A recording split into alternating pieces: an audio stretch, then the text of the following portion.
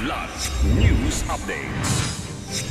Mga balita ngayon, 6.793 trillion pesos 2026 national budget aprobado na ng Senado.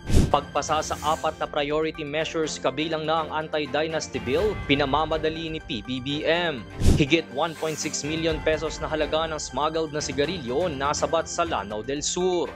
Ako po si Cesar Soriano para ihatid ang nangungunang mga balita sa buong kapuluan ngayon.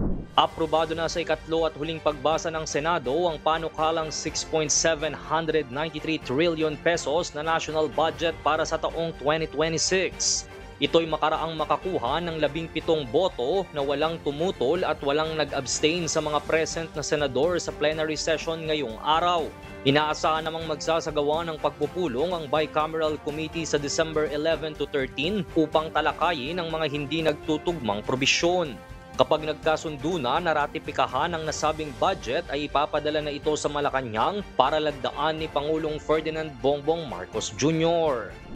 Hiniling ni Pangulong Ferdinand Marcos Jr. sa mga mambabatas na bigyang prioridad ang mga panukalang nagsusulong ng transparency, accountability at reforma sa politika. Ayon kay Palace Press Officer Yusek Claire Castro, ipinag-utos ng Pangulo sa Legislative Executive Development Advisory Council o LEDAC meeting na pag-aralan ng mas malalim ang mga panukalang anti-dynasty bill, Independent People's Commission Act, Party List System Reform Act, at Citizens Access Disclosure of Expenditures for National Accountability o CADENA Act. Pinamamadali ng punong ehekutibo sa Kamara at Senado ang pagpasa sa mga naturang bill.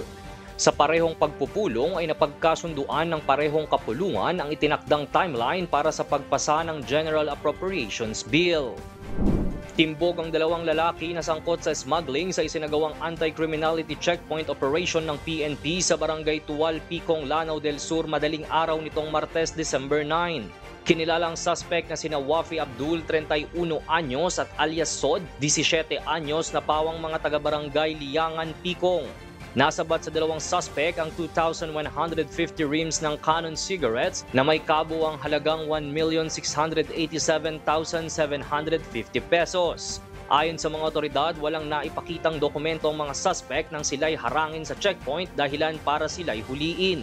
Nasa kustodiya na ng kapulisan ang dalawa at nakatakda namang i-turn over sa Bureau of Customs ang mga nasabat na sigarilyo. Para sa Kidlat News Channel, ito si Jai Reyes, nag-uulat. Ako po si Cesar Soriano, kasama nyo sa bawat pagputo ng balita.